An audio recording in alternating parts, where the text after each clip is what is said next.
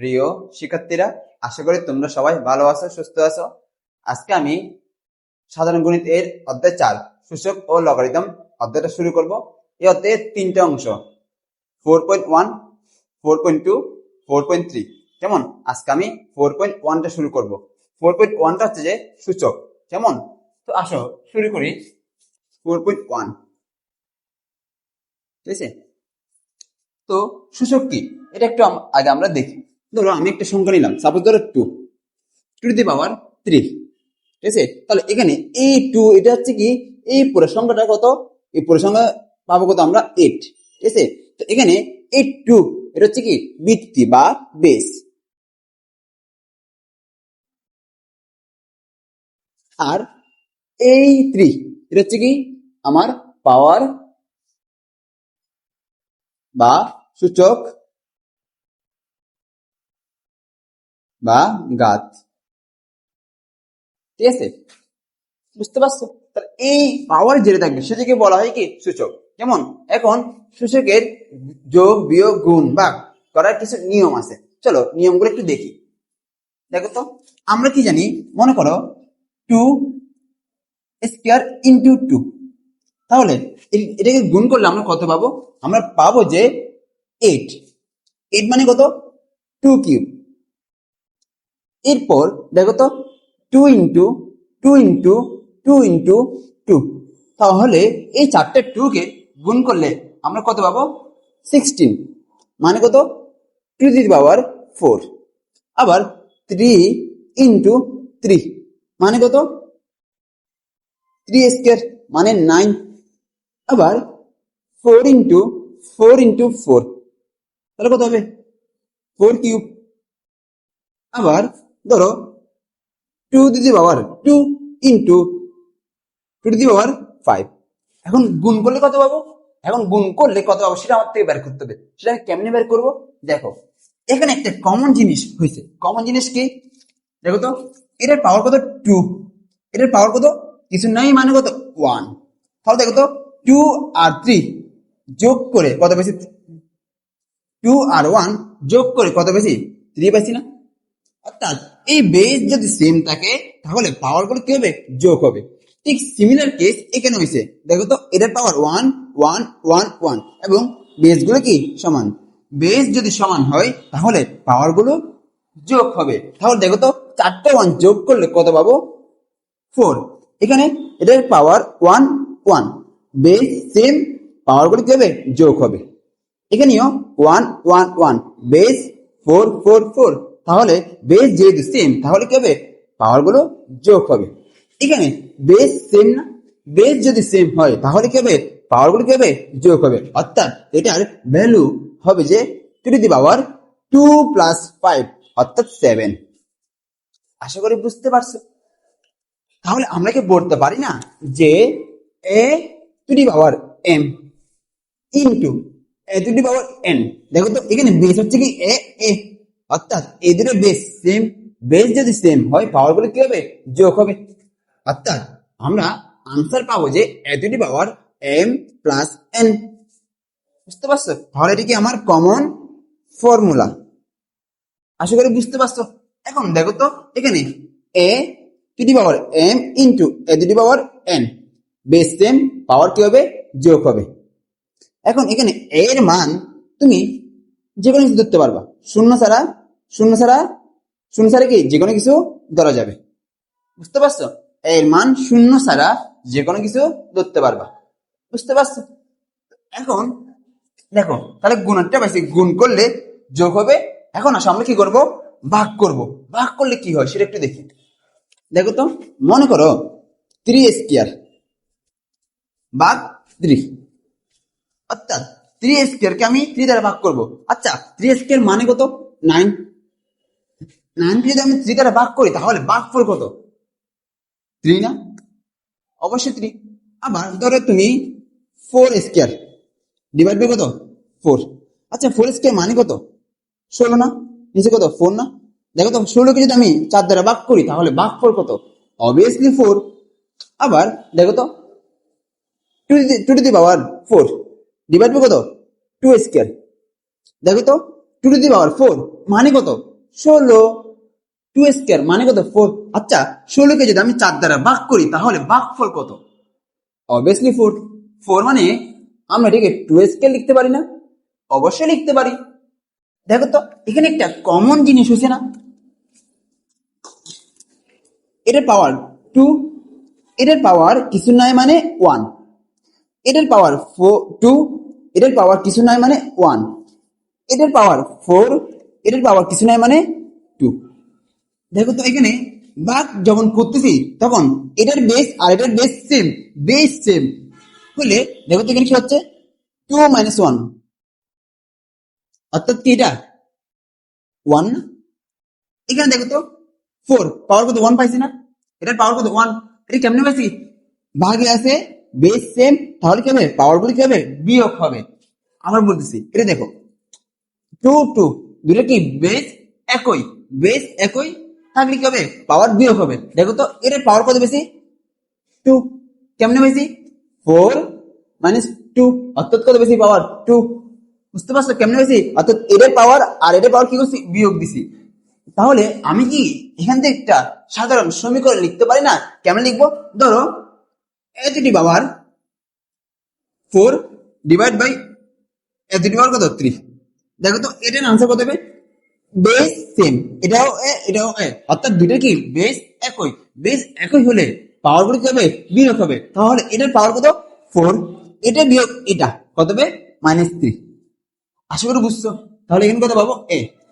দেখো তো এখন এ টু দি পাওয়ার এম আছে, a to the power m, a to the power m a divide by আমি m লিখছি a to the power n, a to the power m divide by কি a to the power N. তাহলে দেখো তো এখানে ভাগ আছে এবং বেস কি একই, বেস যদি একই হয় পাওয়ার গুলা বিয়োগ হবে, অর্থাৎ a to the power m minus n. আশা করি বুঝতে পারছো। এখন দেখো তো এখানে এম গ্রেটার দেন এন, আশা করি এতটুকু বুঝতে পারছো। তাহলে এটা কি আমার আরেকটা ফর্মুলা। তো এখন আসো আমরা দুইটা ফর্মুলা পাইছি, একটা হচ্ছে এটা আর একটা হচ্ছে এটা। কেমন এই দুইটা দিকে আমরা আরো অনেকগুলা ফর্মুলা বের করব বা আরো অনেকগুলো কি নিয়ম শিখবো। তো আসো দেখো তো আমরা কি পাইছি a to the power m divided by a to the power n, অর্থাৎ বেস যদি সেম থাকে পাওয়ার গুলো কি হবে বিয়োগ হবে। আবার বেস যদি সেম থাকে গুণের বেলায় পাওয়ার গুলো কি হবে যোগ হবে। বুঝতে পারছো? তো এখন দেখো তো এর সাথে আরো কিছু নিয়ম জানতে হবে। সেটা কি? ধরো 2 to the power 0 এর মান কত 1 আসবে। আবার ধরো 3 to the power 0 এর মান কত আসবে 1 আসবে। আবার ধরো 5 to the power 0 এর মান কত আসবে 1ই আসবে। আবার ধরো 10 to the power 0 এর মান কত আসবে 1 আসবে। অর্থাৎ কোন একটি সংখ্যার পাওয়ার যদি শূন্য হয় তাহলে এর মান কত আসে 1 আসে। তাহলে আমরা কি বলতে পারি না যে a to the power 0 মানে কত এর মান 1, কিন্তু এর মানটা কি হইতে পারবে না 0 হইতে পারবে না। চলো দেখি যে পাওয়ার যদি 0 হয় তাহলে এর মান 1 আসে কিনা। সেটা আমি কেমনে দেখবো? ক্যালকুলেটরের সাহায্যে। তো দেখো তো আমি 2 to the power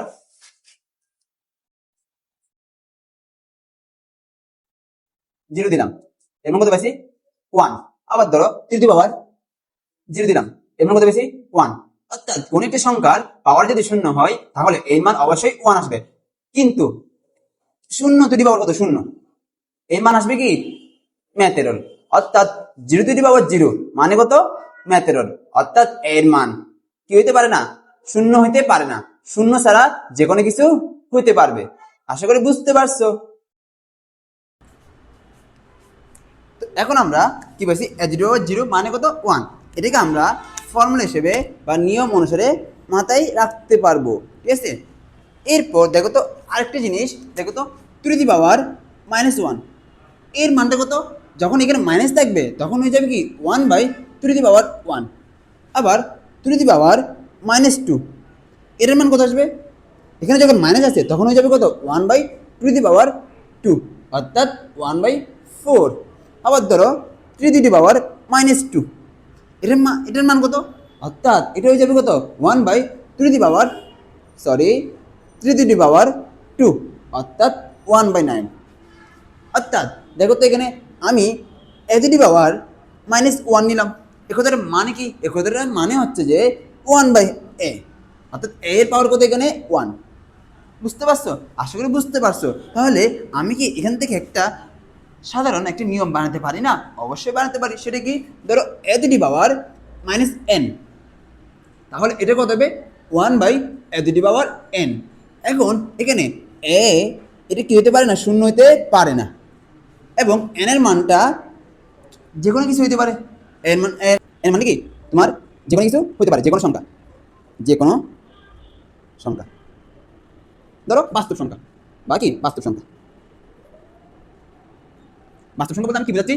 plus minus one, plus minus two, plus minus three, plus minus four, plus minus five, zero, যে কোনো কিছু হতে পারে এন এর মানটা, কিন্তু এর মানটা শূন্য ছাড়া অন্য যে কোনো কিছু হবে। আশা করি বুঝতে পারছো। তো এখন দেখো তো, আমরা এটাকে একটু ভাঙবো। আমরা এটা সমান এটা পাইছি না, আমরা এখন কি করব? এটা সমান এটা নিয়ে আসবো। অর্থাৎ সাপোজ ধরো এ দুটি পাওয়ার আমি 7 নিলাম, এটাকে আমি কি করব? এটাকে আমি এ টু দি পাওয়ার 9 মাইনাস 2 লিখতে পারি। অর্থাৎ 7 কে আমি ভেঙে কি করলাম? 9 বাই 9 মাইনাস 2 লিখছি। 9 মাইনাস কি লিখছি? 2 লিখছি। এখন এটা মানে কি দেখো তো, এখানে মাইনাস আছে না? মাইনাস থাকলে এখানে কি হয়ে যাবে? ভাগ হয়ে যাবে।